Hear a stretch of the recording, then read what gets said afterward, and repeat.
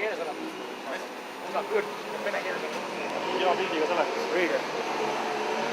Mõttetu pidu katku ajal. Kui täna on juba Tallinna propaganda eelarve seal 50 miljonit, siis tuleb veel 30 miljonit juurde. Et see on siis koht, kuhu Keskerakond raskel ajal raha matab. Ja kogu see idee sündis nagu täna hommikule, kui me lõime lahti populaarse uudistemagazini Delfi ja lugesime sealt, et linn kavatseb kulutada 30 miljonit ühele telekanalile.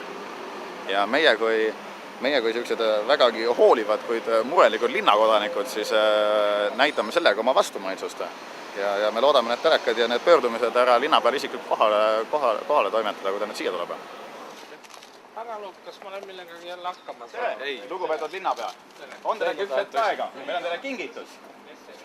Kas me teile ette lauda tohime selle jätta? Nagu näha, siis hoolivad linnakodanikud ei ole väga atraktiivne linnapea jaoks, aga eks me proovime talle need ette lauda sinna viia. Vaatame, mis meile seal töötakse.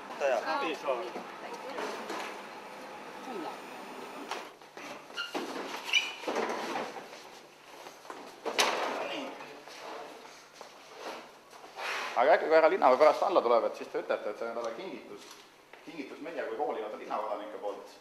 Ja seal peal on ka väike jutt, mis me talle kokku kirjutasime.